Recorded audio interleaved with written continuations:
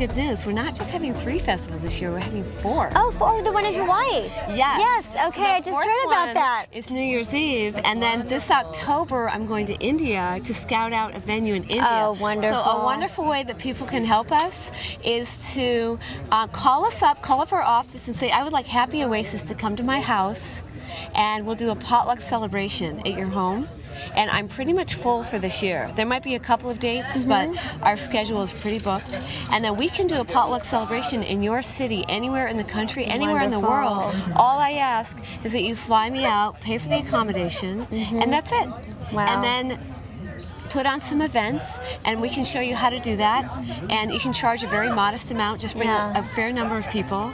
And we've been doing this all over the country. Wow. And it's spreading, it's creating communities that are local communities. And when I go, I love to be one of the speakers because I love to see who's local, who are the musicians. And I believe me, at every potluck there's always musicians, there's artists, there's dancers, there's other speakers, there's healthcare professionals. And so people say, oh really? And they get to know each other, and then they start these monthly potlucks with or without me in the future, and it just thrives.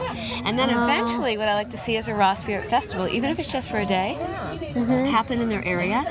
For example, I just flew back from Salt Lake City, and I did several speaking engagements there, a whole variety, from spiritual groups to downtown to camps. And then they said, we'd like you to come and do a festival here. So we'll probably next summer do a one-day Salt Lake City Raw Spirit Festival. We're doing a Raw Spirit Festival in Seattle this year. So I haven't even told you we're doing one in the Northwest. There's so many festivals that we're doing, and what they are originally is like potluck celebrations. And they say, why don't you come back? Because if there were 60 plus people this time when we just gave 24 hours notice in Seattle, then if we tell people months in advance, then 300 or 400 people could come, and we could create a mini Raw Spirit Festival. You know,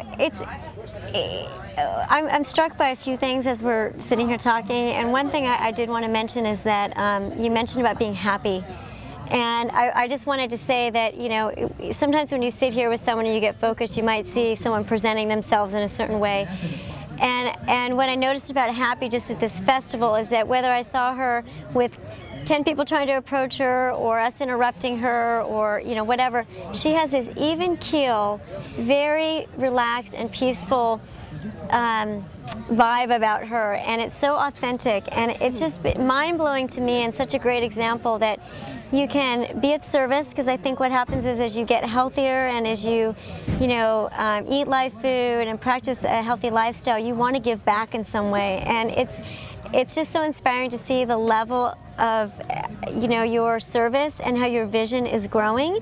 I experienced my first Raw Foods Festival 2 years ago when I first started getting into raw foods, and now here I am as a sponsor and started a project with my husband because we got so passionate about this lifestyle and exposing people. And I just want to thank you very sincerely for your inspiration. It is what really ignited a flame in me to want to do more, and I just love your name. And I don't know if you had a name before that you're willing to share. Was this a name that you adopted, like a spiritual name?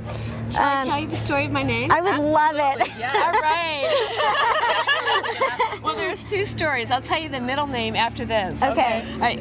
When I was a teenager, I was living in Bangladesh, and I became an adventure anthropologist through National Geographic. When I was a young teen, I would read them and think, there must be better ways to solve problems, or different ways, right then in the suburbs of the Middle East. I like to tell people I'm from the Middle East, I'm from Ohio.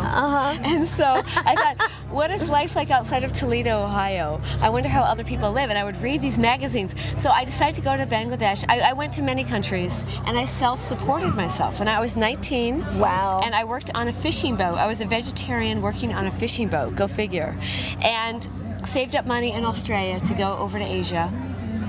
And so I was traveling in Bangladesh, and I didn't know much about it. Because what do we know? Americans, we don't study Bengali geography. So I arrived at night, and when I got out of the airplane, I went into town. There were a lot of people sleeping on the sidewalk at midnight. The next morning I woke up, and there were people in the middle of the day still sleeping on the sidewalk. And I thought, oh my goodness, these people are not sleeping. So I thought, I better get out of town. There's something wrong with the city. So I went into the countryside on the only paved road in the entire country of Bangladesh, outside of the city of Dhaka, the capital. And the road is raised because it's a very flat country, renowned for its floods. And after some time on the bus that I took out to go visit the Qazi tribe, which live in a beautiful part of Bangladesh, right on a lake, it was pouring down rain since the moment I had arrived in Bangladesh, and our bus became stopped because there was a huge flood. And this flood and this pouring rain broke a dam, and that dam flooded in front of our bus. So we came to a screeching halt. And then that flood became a braided river, so behind us also cut into the road. So we found ourselves on an island. In the middle of the, It's pouring down rain. Thousands of people are coming up to the side of the road because it's a raised road, and they're on their rice paddies. Have you ever seen rice paddies? That they're in water, but then there's walkways around them. So there's all these people around the walkways, but not in the rice paddy, and then trying to escape all the water. Children, kids mostly, young adults, because it's a very young country, they die at a very young age. Well, I started to think, what am I going to do? These people are starving to death. They have dysentery. It's pouring down rain. Can the Red Cross come? No. Can Amnesty International? I was already involved in this kind of thing. Oh my goodness. And so I thought, what can I do? I can cash my traveler's checks. Remember back in the days of traveler's checks, there's no bank. So I thought, I know, I'll buy everybody lunch, because I had cashed some of my money, a couple $100. And I looked in these little tin shacks on the side of the road, there's no food in them. So I started to get so sad, I thought, what can I do? And when I was having these pondering thoughts, this man approached me. He came up onto the bus. By the way, it's a Muslim country. I was blonde. I had very long blonde hair. I had a purdah over my head. That's a covering, like a black covering. And this man came up on the bus. He was an elder. He must have been the old age of 35, and he was very rickety, and his thighs were like as skinny as my wrist. And so he came up, and he was walking from the back of the bench to the back of the bunch, a totally wooden bus. And he got to the back of the bus, and I must have had a strand of my hair sticking out, because he lifted up the purdah and he went to touch my face. And when he reached out to touch my face, I realized he didn't have any fingers. He was a leper. But I let him touch my face, because when I looked into his eyes, I realized there was something very unusual. He had already died. It was like, if you ever had these strange moments where linear time doesn't make sense, his soul was looking into my soul as if he was already on the other side.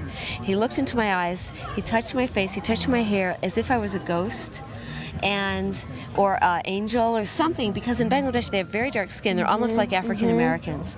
And so he left the bus, and he went outside the bus, and he came to the back of the bus outside, and he lay down in a puddle next to me and died. And meanwhile, the rain is pouring down. Well, a few minutes later, I was feeling so sad that I was feeling angry.